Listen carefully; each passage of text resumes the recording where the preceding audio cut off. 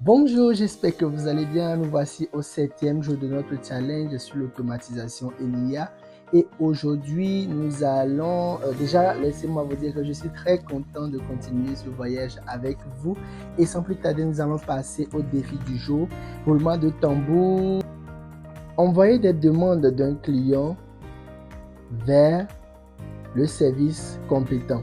Je vais expliquer un peu ce point rapidement. Imaginons que vous êtes dans une entreprise et qu'il y a le service client.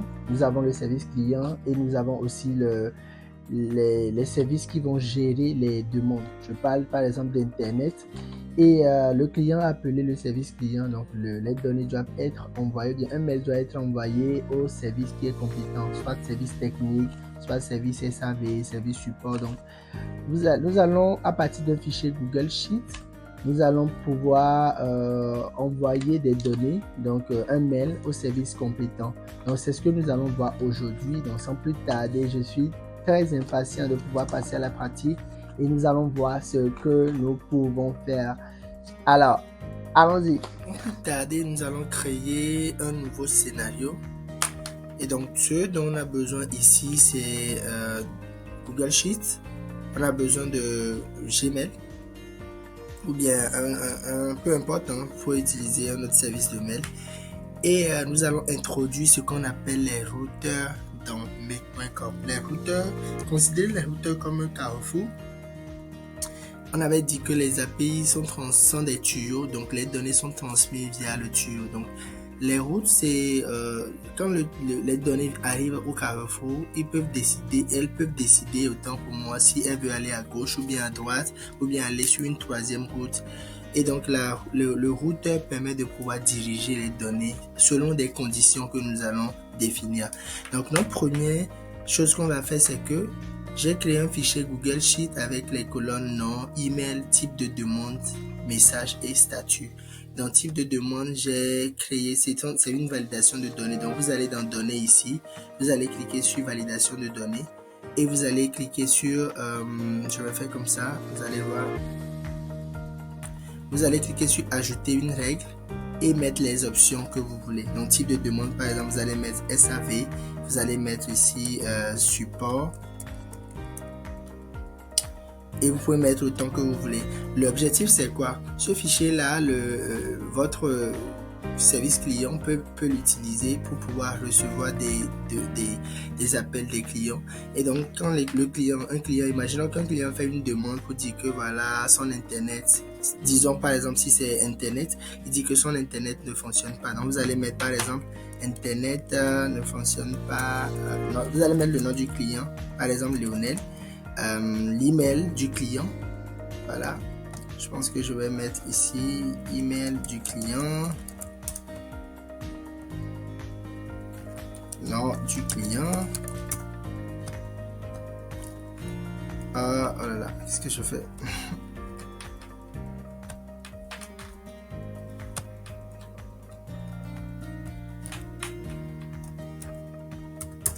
Nous avons le type de demande, donc qui est du coup une liste de sélection qu'on vient de créer.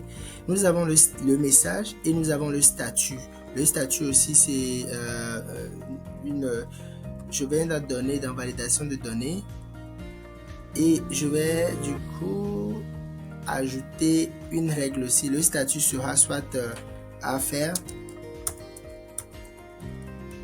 en cours et par exemple fait.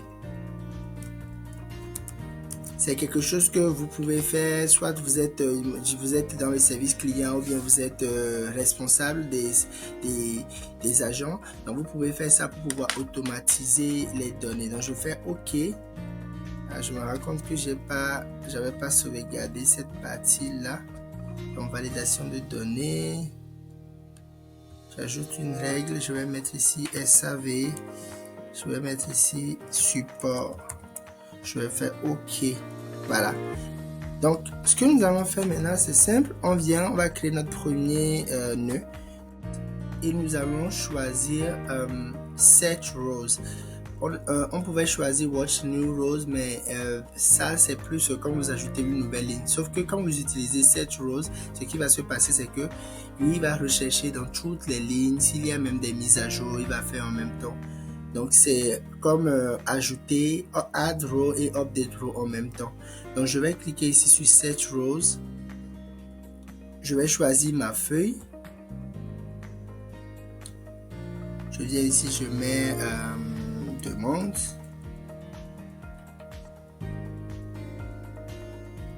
Je mets le nom de la feuille. Et je clique sur OK, comme ça. Donc je viens d'ajouter mon premier nœud. Voilà. Et donc je peux cliquer sur le plus ici, et ce que je vais ajouter maintenant, c'est ce qu'on appelle les routeurs. Donc ici je peux le voir dans le coin en haut ici, ou bien je peux rechercher routeur dans la barre de recherche, et je clique sur routeur, et donc vous allez voir que j'ai mon routeur et ça me crée deux routes ici. Ça me crée deux routes ici. Donc ce que je vais faire, c'est que je vais ajouter, donc ici je peux ajouter des filtres comme ça. Je peux ajouter des filtres, et les filtres vont me permettre de pouvoir transiter les données là où je veux. Voilà. Donc chaque route, considérez chaque routeur comme un carrefour qui permet de décider si les données doivent aller à gauche ou bien à droite. Les données qui proviennent de la source de Google Sheet par exemple. Donc ici, ce que je vais faire, c'est que je vais dire que si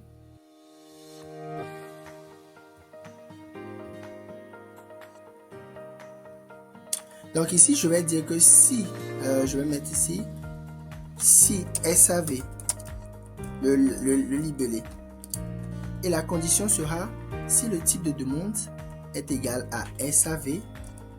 Maintenant on va ajouter une deuxième condition, parce que ici vous allez voir que nous avons le champ statut que j'ai mis ici. L'objectif c'est vraiment de pouvoir ne pas envoyer tout à chaque fois que je fais des recherches dans la base de données. Donc tant que le statut est sur à faire ou bien faire, il ne va pas envoyer de mail au service concerné. Mais quand si c'est sur en cours, quand je lance le scénario, il va envoyer. Donc vous devez toujours vous assurer que le statut change. Si vous le mettez sur en cours et que le scénario se lance, ça va envoyer le mail.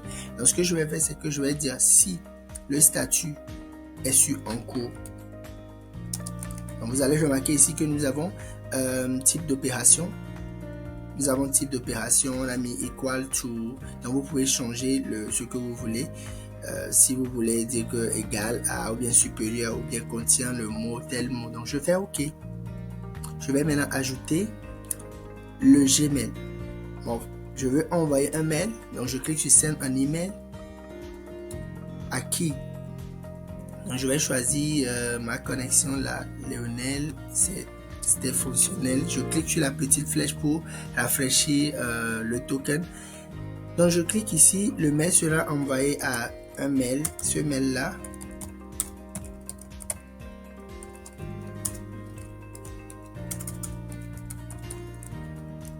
Voilà. L'objet sera du coup type de demande. Donc ça peut être par exemple SAV ou bien support par le nom du client par exemple. Et je vais coller ici ma demande. Donc je vais mettre ici point à traiter en urgence par exemple.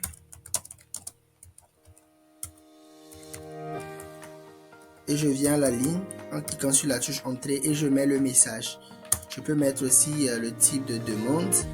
Je peux aller à la ligne encore et mettre aussi l'email du client si je veux, hein. Vous pouvez mettre devant même message comme ça.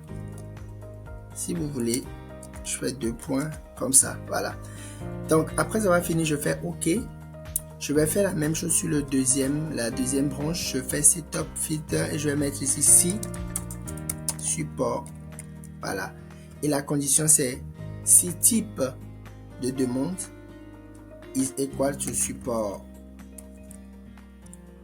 Le deuxième c'est, donc je vais dire si le type de demande est égal à support et n'oubliez pas la deuxième condition, le statut est sur en cours. Voilà, je fais OK.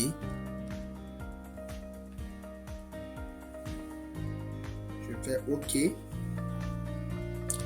Je vais ajouter du coup Gmail encore ici, envoyer un mail, send an email. Et cette fois-ci, je vais envoyer par exemple à support.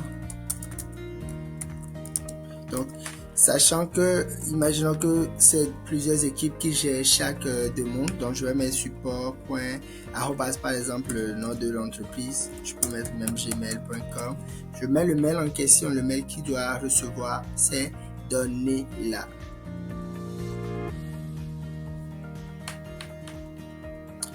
Je vais ensuite ici prendre le nom Lionel, comme ça je vais la passerelle en fait par quel mail les données seront envoyées.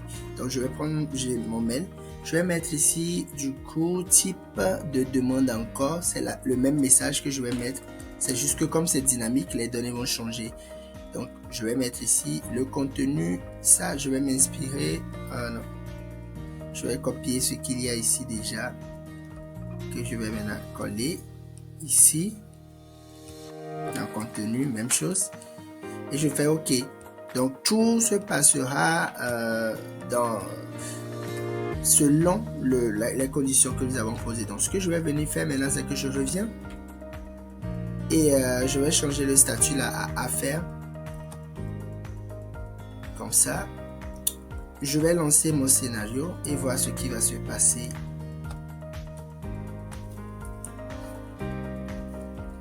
Donc, vous allez voir que on me dit qu'aucune donnée n'a été transitée. On a 0, 0 ici, mais Google Sheet a quand même renvoyé une ligne. Si vous remarquez, si vous avez pris Search New Rows, vous allez voir qu'il ne va pas envoyer de nouvelles lignes parce que il va juste, comment dire, si vous cliquez sur Watch New Rows, autant pour moi, vous allez voir que il va juste en fait vous dire qu'il n'y a qu'une nouvelle ligne qui a été ajoutée. Mais ici, il va rechercher dans toute la feuille en fait, toute la feuille et puis m'envoyer les données. Maintenant, vous allez voir que j'ai ici SAV, Lionel, mon internet ne fonctionne plus, toutes ces données là. Et donc moi, je peux revenir ici et changer le statut en cours, comme ça. Et je reviens, je relance, on va voir ce que ça va donner. Et vous allez voir que un mail vient d'être envoyé. Vous allez voir que le filtre, on a un ici parce que les données sont passées par ce tuyau là et ont été envoyées. Je reviens dans Gmail pour voir ce qui s'est réellement passé. Et j'ai un message non lu qui me dit SAV par Lionel Adagbe. Point à traiter en urgence, message, mon internet ne fonctionne plus. SAV, c'est le type, et puis le mail du client. Voilà. Donc, c'est ça. Si vous testez le deuxième aussi, vous prenez par exemple le type support, vous allez voir que, et que vous lancez le scénario. Moi, le mail que j'ai mis n'est pas fonctionnel, mais si vous lancez le scénario, vous allez voir ce qui va se passer. On a maintenant, vous voyez non, on a maintenant le 1 ici et le mail a été envoyé sur cette route là à cause de la condition que j'ai posée. Et moi je n'ai pas de message parce que le mail n'est pas fonctionnel. Donc voilà. Eh bien, nous voici à la fin du challenge de ce jour.